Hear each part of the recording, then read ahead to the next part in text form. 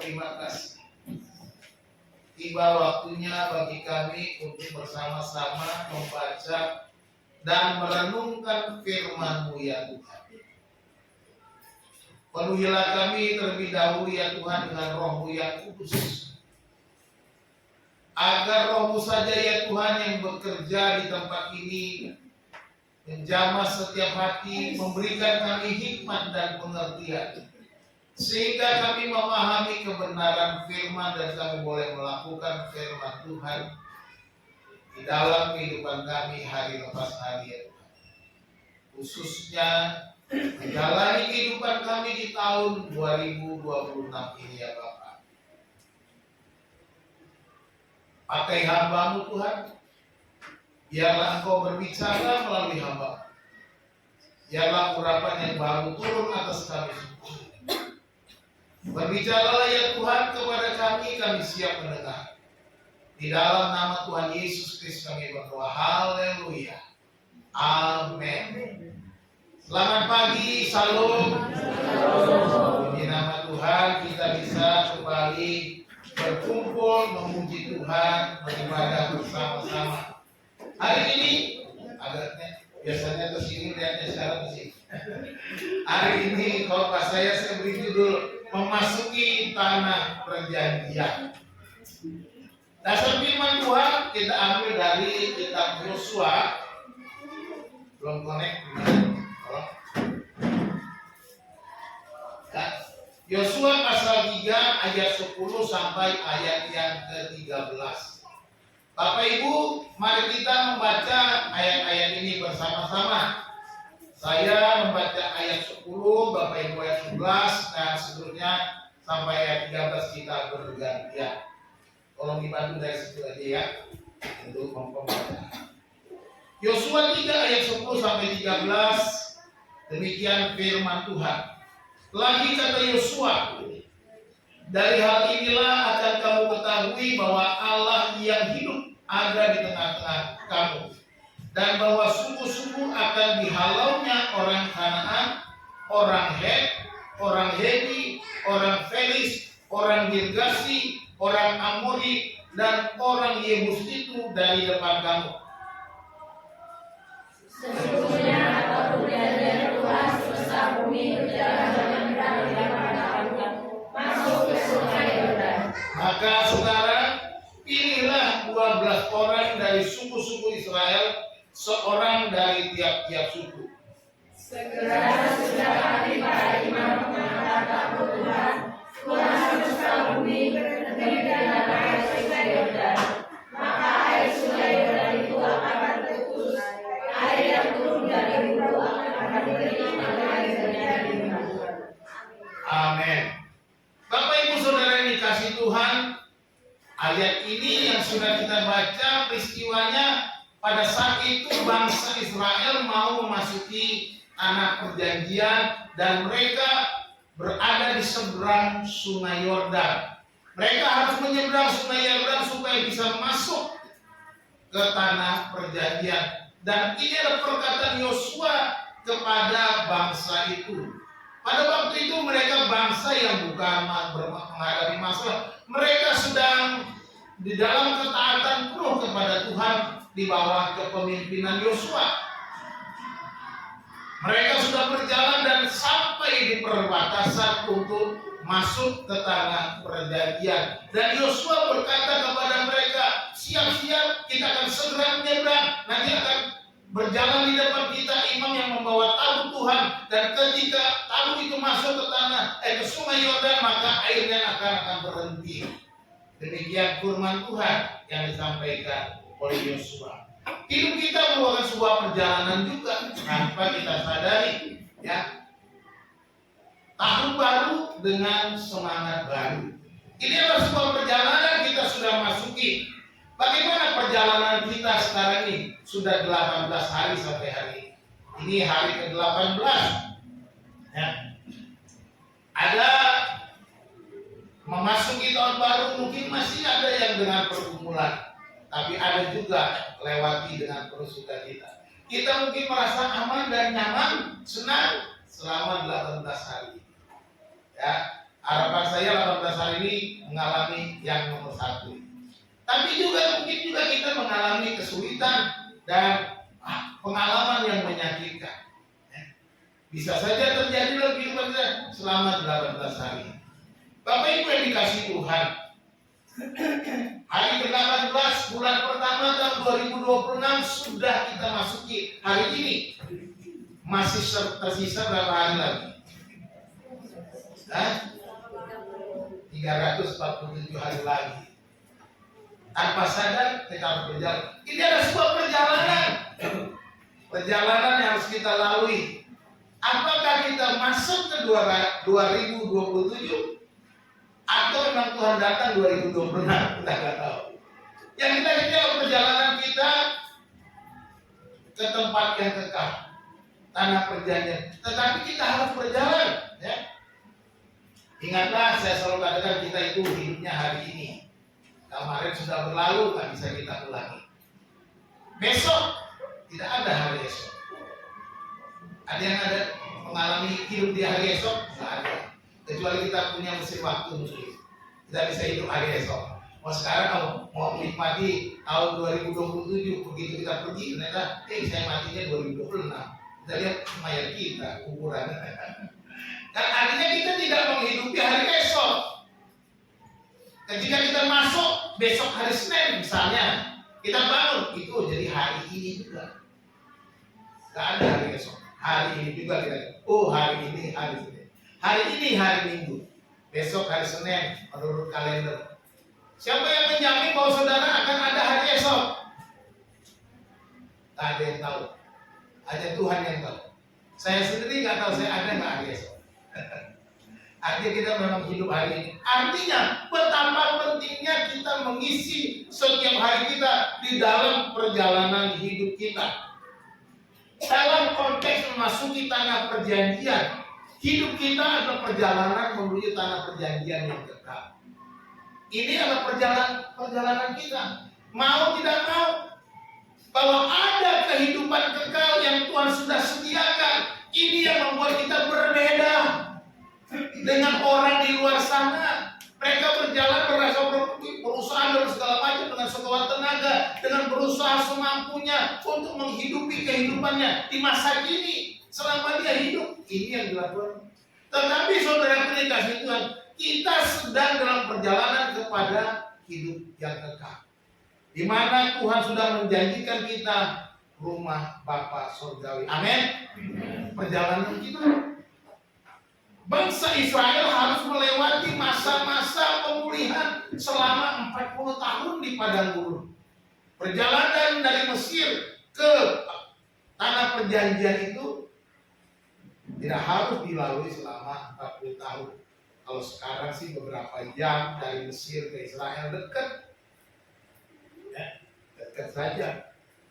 Kita bisa lalui zaman sekarang kalau kita dengan kendaraan beberapa. Kalau jalan kaki mungkin beberapa hari, ya. Tetapi ini dilalui 40 tahun untuk memulihkan. Jadi Bapak Ibu dikasih Tuhan, ketika kita bangun pagi bernapas, ingatlah Tuhan memberikan saya kesempatan memulihkan hidup saya. Tuhan sedang membawa saya dalam perjalanan ini supaya saya merefleksi diri, membangun diri, memperbaiki diri, memulihkan hidup saya, supaya ketika kita masuk di tanah perjanjian itu kita sudah siap. Tidak ada yang perlu kita lakukan lagi. Nah, mereka harus menyeberangi sungai Yordan untuk masuk tanah perjanjian. Artinya dalam perjalanan kita selalu ada rintangan-rintangan yang harus kita lewati. Mereka harus melewati sungai Yordan yang besar, bukan seperti sungai sekarang di Jakarta. Saudara mungkin bisa bayangkan seperti sungai di Kalimantan, sungai Kapuas. Saya nggak pernah lihat juga.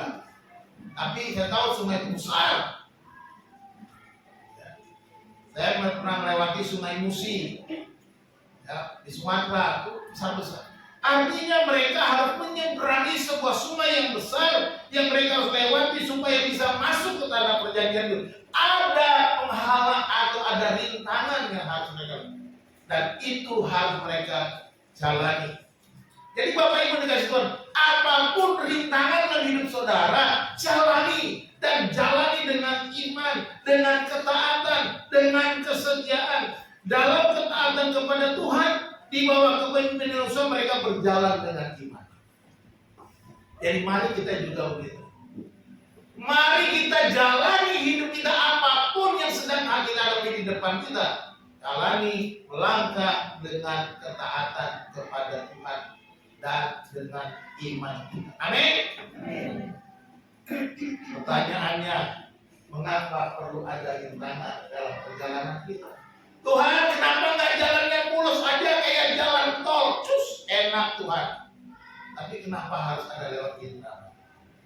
Ya, saya belajar bahwa rintangan memberikan kita pelatihan. Rintangan itu melatih iman kita untuk kita tetap taat dan setia kepada Tuhan. Disinilah kita diuji ketaatan dan kesetiaan kita kepada Tuhan. Apakah kita menyerah? Apakah kita tetap bertahan melangkah bersama Tuhan, setia kepada Tuhan? Atau kita gak enak ikut Tuhan? Mendingan ikut dunia ini happy, ya. Ikut dunia ini lebih menyenangkan daripada ikut Tuhan, jalannya agak sulit. Kita mungkin berpikir.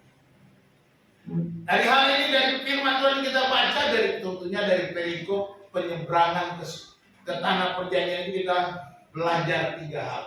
Yang pertama, kita harus menyadari dan mengakui kehadiran Tuhan. Ini yang kedua.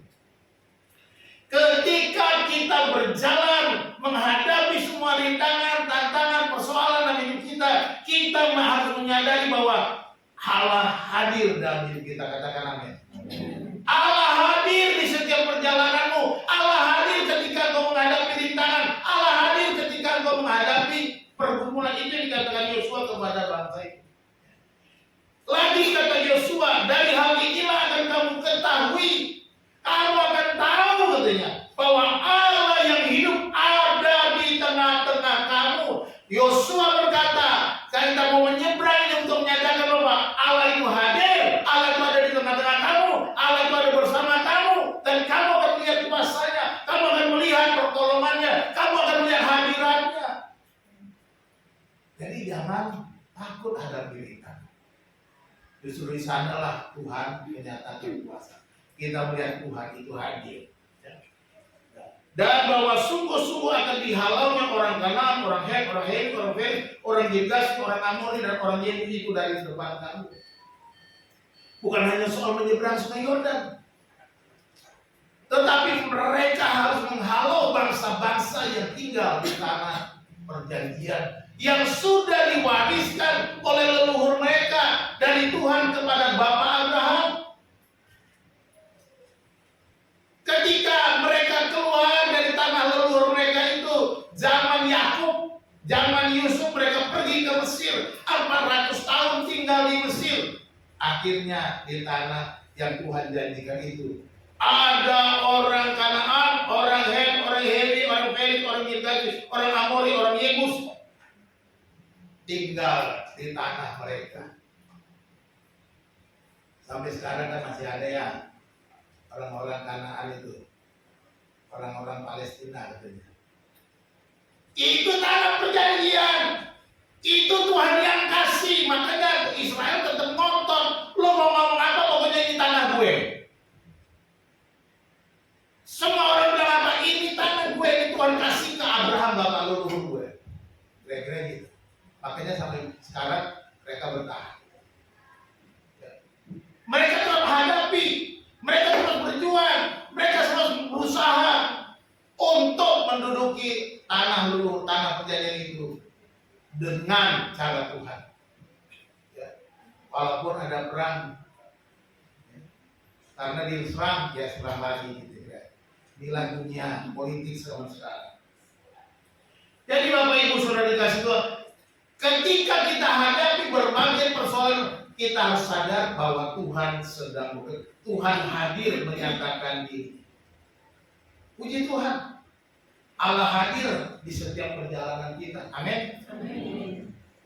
Kita baru saja dikuatkan pada waktu Natal. Dia adalah Immanuel, Allah yang menyertai kita. Ketika kita merayakan Natal, kita diingatkan, Allah menyertai engkau, Allah menyertai engkau, Allah menyertai. Berulang-ulang kita diingatkan. Namanya Immanuel. Justru itulah ketika kita memasuki perjalanan kita di tahun yang baru, ingatlah Allah hadir. Allah menyertai itu artinya Allah hadir, Immanuel. Allah berkemah di dalam kita. Kalau bangsa Israel pada waktu perjalanan itu Allah ada, pada waktu mereka bangun kemah suci Allah hadir dalam tiang awan, tiang api, kehadirannya. Dan ketika mereka menyeberang, mereka bawa tabut perjanjian itu, tabut untuk mendahului mereka, berjalan di depan, menyatakan Allah hadir. Bukan hanya sampai di situ, mereka akan mengusir semua musuh-musuh mereka yang ada tinggal di tanah perjanjian ini. Mereka akan dihalau. Allah kita, Allah yang Immanuel. Matius pasal 1 ayat 23. Matius juga ditutup dalam Matius 28 ayat 20. Dan ketahuilah aku menyertai kamu senantiasa sampai kepada. Yesus menyertai kita sampai kita masuk ke tanah perjanjian yang kekal itu. Sebagai orang percaya kita akan masuk ke dalam, dan Yesus menjamin, aku menyertai kamu senantiasa sampai kepada akhir zaman. Yesus berkata, aku ada bersama kamu tiap-tiap hari. Itu kata bahasa aslinya. Ya? Bahasa aslinya begitu. Diterjemahkan oleh LAI, aku menyertai kamu senantiasa sampai akhir zaman. Tapi bahasa aslinya itu adalah, aku ada bersama kamu setiap hari sampai ujung waktu, ujung akhir zaman. Ini yang dikatakan Yesus. Sampai waktu ini selesai. Waktu di dunia ini selesai. Jam kita sudah nggak berguna lagi. Karena kita masuk masa kekekalan. Kita masuk dalam tanah perjanjian. Dia menyertai kita selama kita ada di bumi. Kalau sudah masuk kepada kekekalan, ya sudah pasti dia ada selalu, karena sudah kekal. Jadi saudara dikasih Tuhan, jangan takut hadapi apapun, sebab Allah hadir. Dan ketika kita berjalan hari ini, saya mau katakan, kita disertai Allah. Allah hadir dalam kehidupan kita, katakan amin. Ada sebuah lagu, jangan pernah menyerah. Tuhan tak pernah janji apa? Langit selalu biru, tetapi Dia berjanji selalu menyertai. Tuhan tak pernah janji jalan selalu rata, tetapi Dia berjanji berikan kekuatan. Oke, situ aja. Lagu ini harus memakai kita. Lagu ini Alkitabiah, ya. Jadi jangan pernah menyerah, itu refnya. Jangan pernah menyerah, jangan berputus asa. Mujizat Tuhan ada bagi orang yang percaya, katakan amin. Allah hadir ketika engkau melewati badai, ketika engkau melewati berbagai kesulitan. Dia menyertai engkau. Ketika ada rintangan mungkin menghalangi jalanmu, tapi karena Allah hadir di sana, tak sedetik pun Dia tinggalkan. Lagunya dari dia, tak sedetik pun Dia tinggalkan. Yesus kan sahabatku, tidak pernah Dia tinggalkan kita. Sekejap mata pun Dia tidak pernah tinggal. Dia mau justru menyertai kita, mengambil kita, hadir dalam setiap perjalanan kita. Percayalah. Tahun 2026 ini, apapun yang kau hadapi, ingat firman, Dia akan memimpin jalanku, Dia hadir dalam jalanku, Dia akan nolong aku melewati batasnya, melewati semua rintangan. Dia pasti menolong. Kita harus hidup dengan firman Tuhan, percaya firman Tuhan. Apa yang Alkitab katakan pasti bisa terjadi, katakan amin. Allah akan melakukan apa yang Dia katakan. Allah akan melakukan apa yang kita bisa lakukan sesuai dengan firman-Nya. Jangan khawatir. Jadi saudaraku dikasih Tuhan, pegang firman Tuhan, pegang janjinya, jangan pernah menyerah. Roma 8:28. Mari kita baca sama-sama. 2, 3. Kita tahu sekarang bahwa Allah turut bekerja dalam segala sesuatu untuk mendatangkan kebaikan bagi mereka yang mengasihi Dia, yaitu bagi mereka yang terpanggil sesuai dengan rencana Allah. Kita tahu katanya. Kita sudah tahu, saudara itu dikasih Tuhan, harusnya kita tahu bahwa Allah turut bekerja dalam segala sesuatu dan itu mendatangkan kebaikan. Tidak ada rencana Allah tidak mendatangkan kebaikan. Sekalipun Dia mengizinkan kita menyeberangi sungai Yordan, sekalipun Dia mengizinkan kita menghadapi musuh-musuh, sekalipun Dia mengizinkan kita menghadapi berbagai macam tekanan, Dia hadir di sana. Dia turut bekerja di sana. Jadi Bapak Ibu yang dikasih Tuhan, tetaplah setia kepada Tuhan, sebab Dia hadir dalam setiap perjalanan kita. Amin. Kehadirannya nyata, menyertai setiap kita. Dan coba Bapak Ibu sadari tiap hari, Allah hadir dalam hidup. Banyak yang Tuhan kerjakan, bahwa Dia nyata, bukan sebuah bayang-bayang atau sebuah yang kita merasa kok nggak pernah sih Allah itu nyata, karena kita nggak bisa lihat dengan mata ini. Tapi mulai hari ini saya mau mengatakan, alami kehadiran Allah. Alami. Mengalami kehadiran Allah adalah dengan ketaatan akan firman Tuhan. Yang kedua, cara hidupmu harus menyatakan kehadiran Allah. Bagaimana kita hidup, bagaimana kita bertingkah, bagaimana kita berhubungan dengan orang lain, bagaimana sikap kita, terutama di hadapan Tuhan secara pribadi, bagaimana hidup kita dengan sesama. Tunjukkan bahwa Allah hadir. Tunjukkan bahwa Allah hadir dalam hidupmu, itu penting. Tuhan tidak akan pernah sedetik pun meninggalkan umatnya. Rintangan diizinkan terjadi agar kehadiran Tuhan dapat kita alami. Jadi Dia izinkan semua itu. Dia tidak pernah tinggalkan kita, dan Dia mau supaya kita mengalami kehadirannya. Dan ketika kita mengalami kehadirannya, maka iman kita naik. Anggaplah ujian itu sebagai cara Tuhan untuk membuat kita naik kelas. Naik kelas dalam imannya. Maka saya katakan, kalau saudara sudah sekian tahun mengikut Tuhan, sudah sekian banyak mendengar firman Tuhan, kau harus naik kelas. Jangan kau belajar banyak bertahun-tahun, kelasmu masih di sini saja. Ya. Yang bagaimana? Enggak naik, sedikit-sedikit tersinggung, sedikit-sedikit marah, sedikit-sedikit gondok, ini masih di sini, enggak naik kelas terus. Naik kelas dong. Jangan mudah tersinggung dong.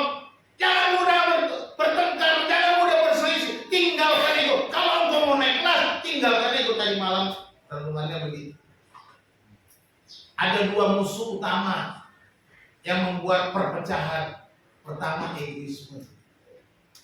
Ego kita yang membuat kita pecah. Yang kedua, kesombongan.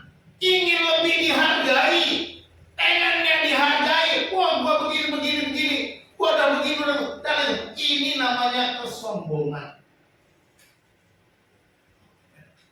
Ini musuh utama. Kalau kita sudah kalahkan musuh ini, maka ego kita kalahkan, kesombongan kita kalahkan, maka kita bisa naik. Jangan bilang engkau sudah menyatakan tadi, tapi levelmu masih di bawah terus. Saya bisa lihat saudara masih di bawah kalau saudara masih tersinggungan. Saudara malas, saudara marah, saudara segala macam, saudara malas ke gereja, malas berdoa, malas baca, saudara masih di situ. Karena saudara sudah bertahun-tahun di Tuhan. Hitung umurmu ketika kau percaya Yesus, berapa tahun di Tuhan? Maaf agak keras, memang perlu keras-keras supaya kita bertumbuh. Jangan pernah lagi hidup levelmu di bawah lagi. Naik terus, naik terus. Kita hari ini belajar menyadari dan mengakui kehadiran Tuhan. Itu yang pertama. Yang kedua, kita belajar meneguhkan dan mempercayai janji Tuhan. Bahasa Indonesia sekarang mempercayai, ya, bukan mempercayai. Mempercayai, percaya janji Tuhan. Ini yang kedua. Ya. Di dalam ayat ini dikatakan sesungguhnya tabut perjanjian Tuhan semesta bumi berjalan menyeberang di depan kamu masuk ke sungai Yordan. Ini dikatakan Yosua kepada bangsa itu. Tabut perjanjian Tuhan semesta bumi berjalan menyeberang di depan kamu masuk ke sungai Yordan. Aneh. Apa hubungannya? Kira-kira gitu. Kalau secara logika kita mau perang kok kamu dipikul-pikul berjalan duluan. Bukannya tentara-tentara maju berperang. Tapi inilah yang kita mau lihat. Ya. Percayalah hal-hal yang mustahil. Percayalah cara Tuhan bekerja.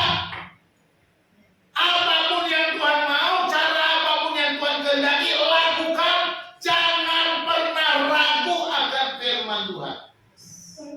Kita mau teguhkan dan percaya janji Tuhan. Perhatikan di dalam ayat Yosua 3 ayat 15 ya. Dikatakan segera sesudah mengangkat tabut itu sampai ke sungai Yordan ini. Akhirnya ketika mereka melangkah, ketika perintahnya tabut perjanjian jalan di depan, mereka melangkah. Segera sesudah para pengangkat tabut itu sampai ke sungai Yordan, dan para imam pengangkat tabut itu mencelupkan kakinya ke dalam air di tepi sungai itu, melangkah. Begitu imam menginjak kakinya di air, ya. Sungai Yordan itu sumbat sampai meluap sepanjang tepinya selama musim penuai. Lama juga. Yang dahulu terbuka. Yang ini ngalir terus, Pak. Nah, jadi kosong sana. Ini jadi tembok air benteng. Karena sungai kan ngalir, beda dengan waktu mereka laut terberat. Dua-duanya kiri kanan membuka, ya. Ini sungai, begini buka, yang ini ngalir terus ke muara. Anak kering, mereka bisa jalan, mereka bisa menyeberang sungai. Inilah yang harus kita percaya bahwa Tuhan sanggup bekerja dengan cara-cara yang mustahil. Hal-hal yang mungkin bagi kita nggak masuk akal. Hal-hal yang bagi kita bilang firman Tuhan ini kayaknya nggak masuk akal. Firman Tuhan ini kayaknya nggak bisa, nggak mudeng saya. Masa mana mungkin bisa begini? Kok apa hubungannya? Tapi lakukan firman Tuhan. Percaya firman Tuhan. Ini yang Tuhan mau. Ketika kita berjalan di tahun 2026 ini, percaya penuh firman Tuhan. Lakukan firman Tuhan. Jangan sedikit pun ragu. Ada lagu lagi. Tuhan punya cara. Lagunya. Kau selalu punya cara untuk menolongku. Katakan amin. Kau selalu punya jalan keajaibanmu. Kau dahsyat dalam segala perbuatanmu, dan ku tenang di dalam caramu. Katakan amin. Tenang di dalam caranya Tuhan. Sekalipun hal itu bagi kita aneh, bagi kita nggak mungkin, bagi kita mustahil, bagi kita kok Tuhan kayak gini sih, apa iya apa enggak, nggak usah ragukan. Jangan pernah ragu firman Tuhan. Jangan pernah kau bertanya-tanya pasti benar nggak ini firman Tuhan? Firman Tuhan itu ya dan amin, pasti benar, tidak mungkin meleset. Firman Tuhan itu tidak mungkin ada janjinya nggak? Ada janji firman Tuhan bahwa Tuhan apa yang Tuhan firman dan nggak bakalan meleset? Ada nggak? Ada. Di mana janjinya? Nah, kita lihat janjinya. Yeremia 32 ayat 17, kita baca sama-sama. Tuhan Allah, sesungguhnya Engkaulah yang telah menjadikan langit dan bumi dengan kekuatanmu yang besar dan dengan lenganmu yang terentang. Tiada sesuatu apapun yang mustahil bagimu. Tidak ada yang mustahil bagi. Apa yang Tuhan firmankan pasti Tuhan lakukan. Tidak ada yang mustahil bagi Tuhan. Sesungguhnya Engkaulah yang telah menjadikan langit dan bumi. Saudara pernah belajar ilmu apa namanya? Kalau saya dulu SMA itu ilmu pengetahuan bumi antariksa, IPBA.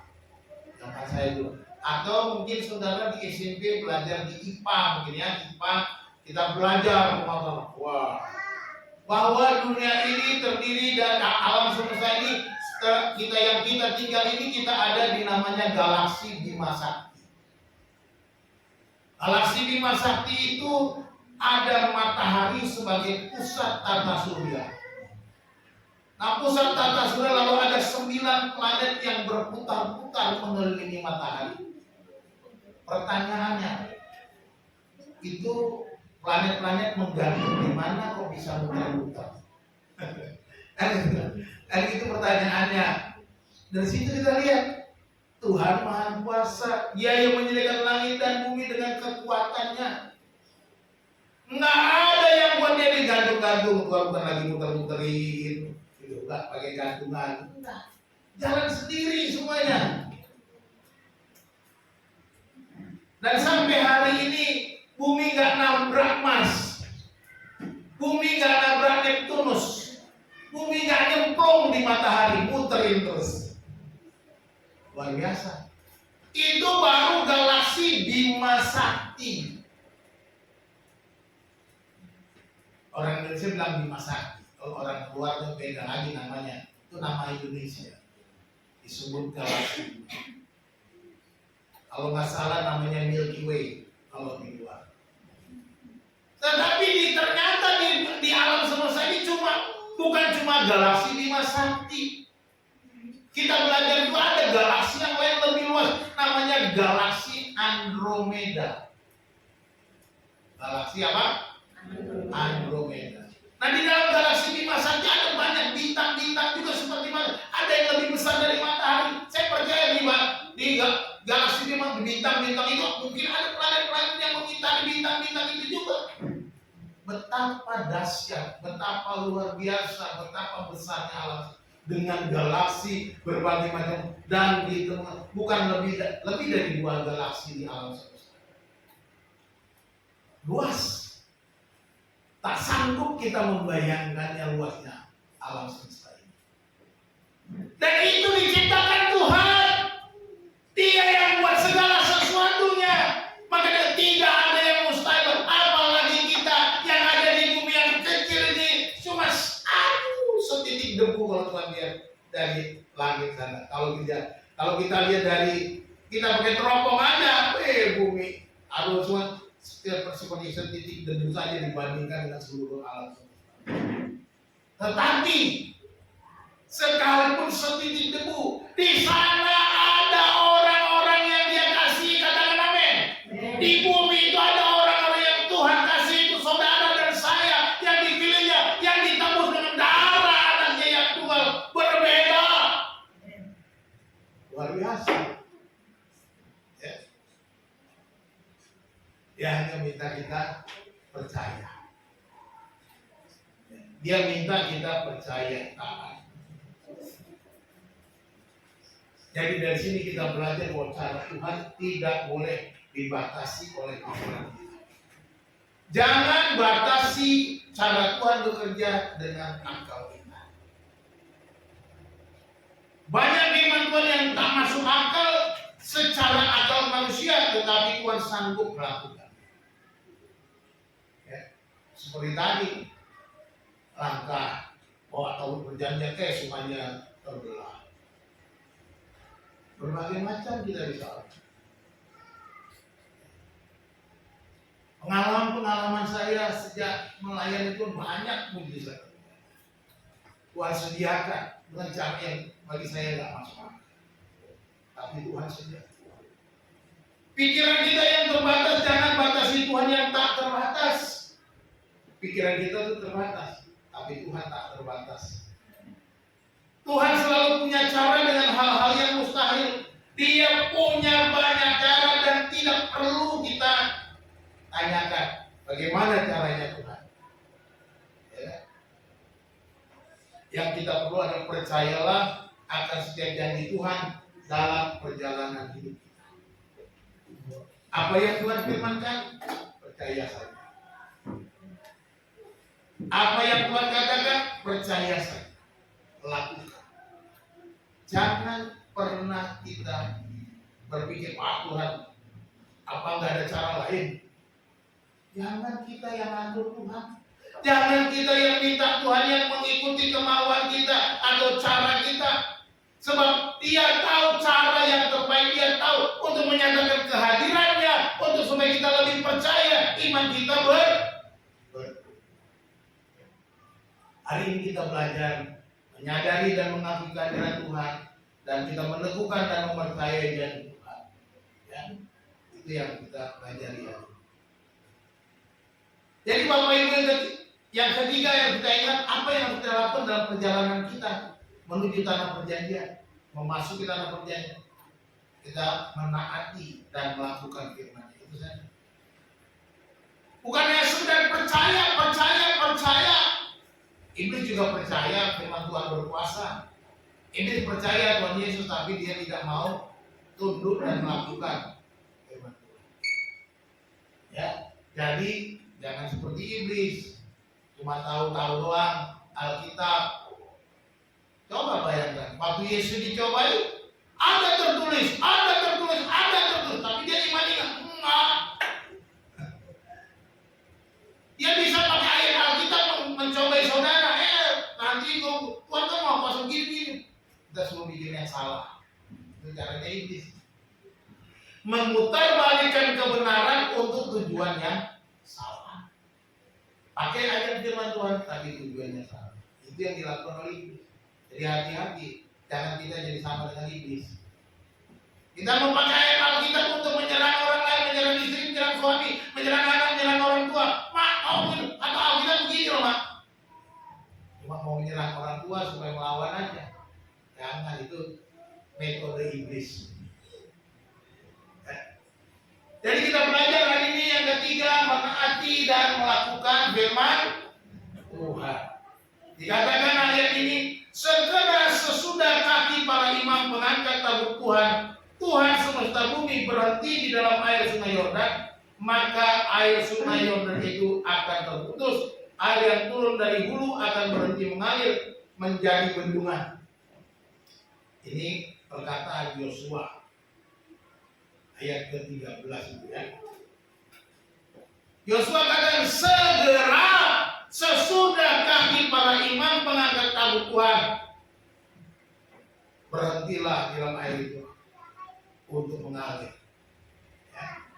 Airnya terputus, airnya yang turun dari hulu akan berhenti mengalir menjadi bendungan. Ayat 15 tadi kita sudah baca. Itu yang terjadi ayat 15. Jadi lakukan firman Tuhan. Yang perlu ada melangkah dengan iman, melangkah dan Tuhan pun akan bertindak. Ini Tuhan.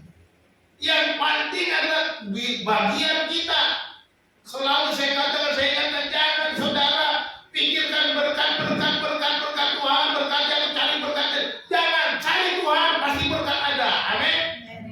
Sembah Tuhan maka berkat ada. Lakukan firman Tuhan, berkat ada. Itu sudah pasti. Berkat itu mengikuti ketika kita taat, kita melakukan. Mereka melangkah menyeberangi saudara. Imam itu ngikutnya arahan Yosua dan terjadi mujizat. Tuhan yang bertindak untuk menghentikan air sungai Yordan. Jadi jangan pernah takut Bapak Ibu. Langkahlah. Ya. Tuhan bertindak karena kita melangkah dengan iman. Tuhan pasti bertindak. Melangkahlah dengan iman. Percaya aja. Saudara ingin diberkati, melangkah dengan iman, lakukan firman. Itu saja cukup. Saudara akan naik. Alami. Ya, alami. Saya katakan ini supaya saudara bisa bersama-sama. Kita bertumbuh bersama, mengalami firman Tuhan lebih baik. Janji-janjinya terjadi dalam hidup saudara itu yang perhatikan. Bapak Abraham, dia berangkat dari Ur Kasdim. Tuhan bilang, Bram, ini tinggalin di kampung lo, tinggalin saudara-saudara lo, pergi ke negeri yang akan kutunjukkan kepadamu. Tuhan bilang akan kutunjukkan, bukan Bram, lo pergi ke Medan, enggak. Bram, lo pergi ke Surabaya, enggak tahu kemana. Dia ke negeri yang akan kutunjukkan. Dia melangkah, dia pergi berangkat dengan iman. Makanya disebut Bapak orang beriman. Abraham tidak negosiasi. Tuhan, kalau aku ikut, untungnya apa? Berkatnya apa? Apa yang mau kena? Tidak. Ketika dia mulai berjalan, Tuhan menjanji. Nah, Kejadian 12 ayat 1 sampai 3. Itu janji Tuhan. Tuhan sudah janji, aku akan memberkati engkau. Aku akan mengutuk orang yang mengutuk engkau. Jadi jangan sampai sembarangan. Ada janji. Aku akan memberikan kepadamu bangsa yang besar. Anak yang untuk kau tinggali. Disediakan janji. Namamu akan masyhur. Namanya sampai sekarang masyhur. Orang Yahudi, orang Kristen, orang Islam mengakui namanya Bapak Abraham. Ada di semua. Ya, betapa masyhur nama Bapak Abraham. Dia berangkat, dia melangkah, yang perlu adalah melangkah dengan iman. Gak usah nego-nego sama Tuhan. Gak usah bilang ya sudah. Tuhan kalau boleh ada begininya, nggak usah. Saya melangkah melayani itu nggak pernah nego. Apa mau menentang melangkah? Saya ada sampai hari ini saya akan melangkah, nggak nego-nego. Ya. Malah saya dinego untuk berhenti, nggak usah lah kau kuliah jadi sekolah pendeta. Saya dinego sama abang saya. Udahlah kau kerja aja, nggak usah jadi pendeta. Nanti aku bantu kau cari kerja. Itu abang saya bilang tuh. Adalah abang yang ketemu di Jakarta, abang yang cuma karena marga saja, bukan tambunan, bukan abang kandung, bukan. Kebetulan dia silalahi, saya tambunan tuh di kalau orang Batak tuh abang adik. Nanti aku jadikan kau kerja, berhenti aja. Emang kamu serius mau jadi pendeta? Bang, pokoknya aku mau sekolah pendeta. Aku nggak mau kerja, aku mau sekolah pendeta. Kamu serius? Ya sudah. Berangkatlah. Itu tahun 88.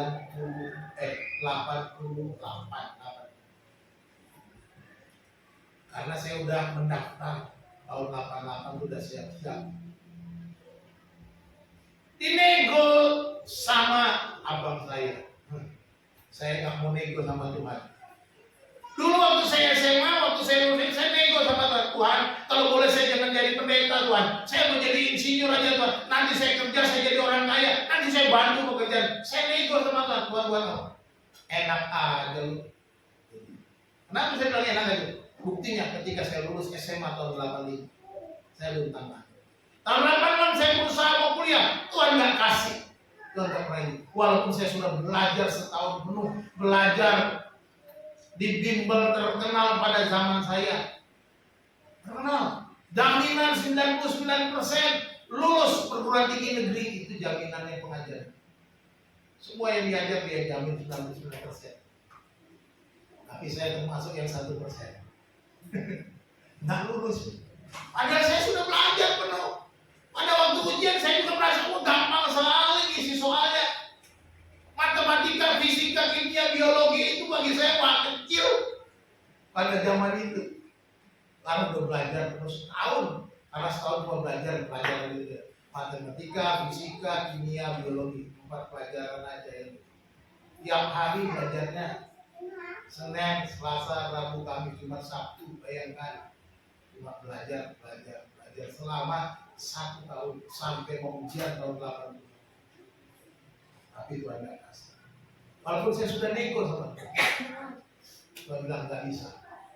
Kayak tahun 88 saya ingat janji saya kepada Tuhan, saya ditegur Tuhan, saya diingatkan Tuhan dengan khotbah. Allah harus kembali kepada kasih-Mu yang mula-mula. Saya berkata, Tuhan, aku menyerah. Aku mau ikut Tuhan, aku nggak mau nego lagi. Ketika orang menawarkan pekerjaan, tidak, aku mau ikut Tuhan, aku mau berserah. Melangkahlah seperti Abraham, Yusuf mau. Dia melangkah hadapi kesulitan tanpa ragu. Dia diberi mimpi, diberi penglihatan oleh Tuhan, tetapi mengalami kesulitan. Dia harus dibuang oleh saudara-saudaranya. Dia harus dijual kepada orang Mesir. Dia harus tinggal di rumah putih dan fitnah, lalu masuk penjara. Perjalanannya melewati masa-masa. Sampai saya baca kisah Yusuf, tidak ada satu kata pun di dalam kisah itu di mana Yusuf menyalahkan saudaranya, di mana Yusuf menyalahkan bapaknya yang pilih kasih, enggak. Di mana Yusuf menyalahkan Tuhan, bukankah Engkau memberi aku penglihatan, bukankah Engkau panggil aku, tetapi kenapa lewat yang begini, kenapa kesulitan, kenapa susah, kenapa saya menderita. Tuhan, kalau Engkau bisa agar saya cepat tanpa proses. Tapi Yusuf melangkah, dia tetap percaya. Itu karenanya. Kenapa saya katakan dia melangkah? Karena percaya. Karena di akhir perjalanannya, dalam kisah Kejadian pasal 50, ketika saudara-saudaranya minta maaf kepadanya, dan saudara-saudara kami siap jadi budak-budak, Yesus berkata apa? Aku inikah pengganti Allah? Sesungguhnya untuk menjaga bangsa yang besar itu, memelihara bangsa yang besar, aku disuruh Tuhan mendahului kamu.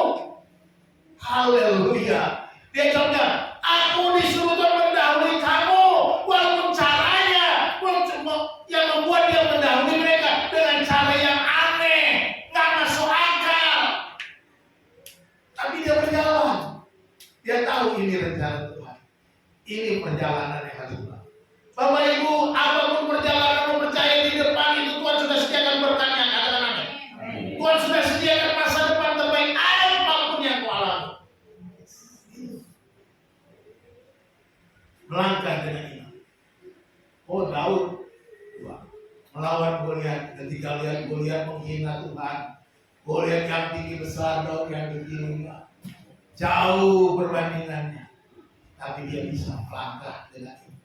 Dia tidak melangkah dengan kekuatan, dia tidak melangkah dengan akal pikirannya, dia tidak melangkah dengan baju zirahnya, dia tidak melangkah dengan senjata tombak dan lain sebagainya. Tapi dia berkata kepada Goliat, engkau mendatangi aku dengan tombak dan pedang, tetapi aku datang dalam nama Tuhan semesta alam. Haleluya. Dia perang dengan nama Tuhan, dengan cara yang ajaib.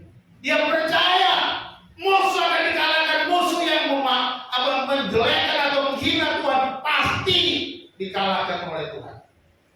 Dia melangkah dengan ini. Kisah Natal. Maria berkata ketika malaikat mengatakan bahwa dia akan mengandung, wah gimana mungkin, aku ini kan belum bersuami. Tapi Maria kata ketika Roh Kudus akan turun tentang anak yang itu adalah anak yang mati dan dia akan menyelamatkan umatnya. Lalu Maria jawab apa? Sesungguhnya aku ini hamba Tuhan, jadilah padaku menurut perkataan. Inilah yang harus kita sikapi di dalam kehidupan kita. Ketika kita menghadapi segala, jadilah padaku menurut perkataanmu. ketaatan, melangkah dan menerima semua rancangan yang diperlukan dalam perjalanan kita adalah ketaatan dan kesetiaan. Taat melangkah, setia melangkah. Mazmur 119 ayat 105 berkata apa? Firman-Mu itu pelita bagi kakiku dan terang bagi. Kita mau berjalan memasuki tanah perjanjian.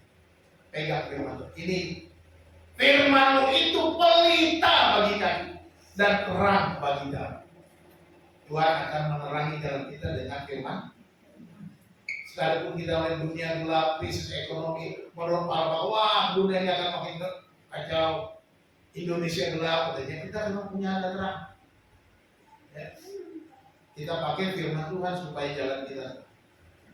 Yang kedua, Mazmur 33 ayat 4 kita baca. 23, sebab firman Tuhan itu benar, segala sesuatu dikerjakannya dengan kesetiaan.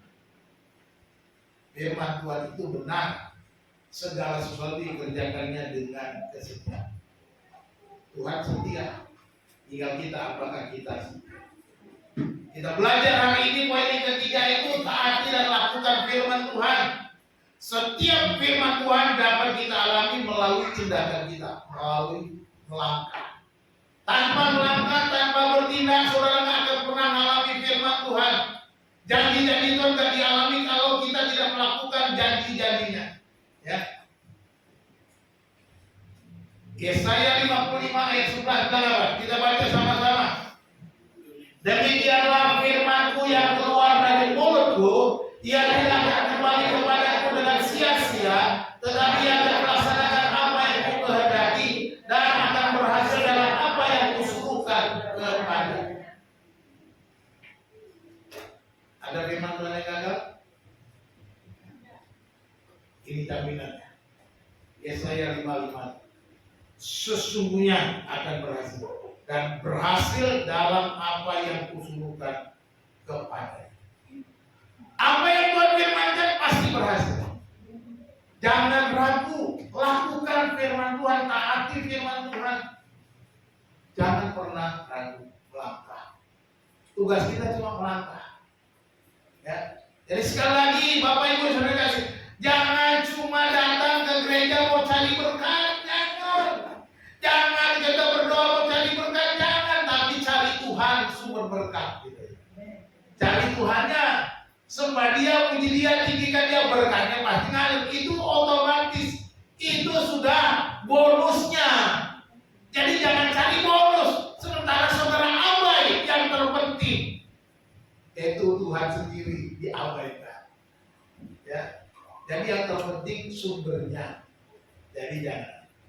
Kesimpulan kita memasuki tanah perjanjian. Yang pertama kita belajar menyadari dan mengakui kehadiran. Ketika kita hadapi persoalan, Tuhan hadir di sana. Sadari. Ya. Oleh sebab itu, teruslah berjalan bersama Tuhan yang Maha Hadir. Apapun yang saudara hadapi. 2026 ini jalan aja bersama Tuhan. Bersama Tuhan aku bisa, katakan. Bersama Tuhan aku bisa. Kedua, pengalaman kita, perjalanan kita itu meneguhkan dan mempercayai janji Tuhan. Ya. Ini yang harus kita lakukan. Percayalah Tuhan punya banyak cara untuk menolong kita. Dia punya banyak cara. Cara-cara yang mungkin tidak masuk akal. Tapi dia punya banyak cara. Kalau di sekolah saya kemarin raktor sama guru kita harus punya program ini, plan A, plan B, plan C, plan D. Kita juga mungkin Tuhan gak usah diatur. Dia punya 1001 macam cara, bahkan lebih. Tak terhingga cara untuk bisa dia lakukan. Yang ketiga, kita harus menaati dan melakukan firman. Taatilah. Mau mengalami berkat Tuhan, taati aja. Jadi nggak usah cari berkat, cari aja Tuhan. Lakukan aja terus. Melangkahlah dengan iman dan Tuhan akan total Allah bekerja dalam segala perkara. Ya, amin. Amin. Saya mau kutip sebagai penutup pesan dari sampai saya lihat John Maxwell ya. Dia bilang begini,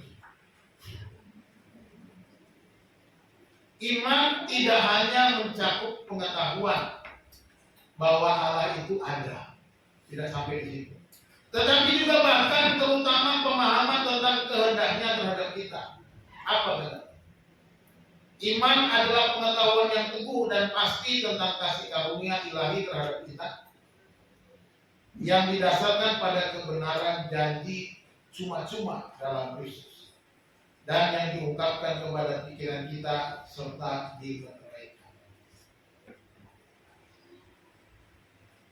Inilah iman, bukan hanya soal Allah hadir, tapi bagaimana dengan tindakan kita menyatakan Allah, menyatakan iman kita.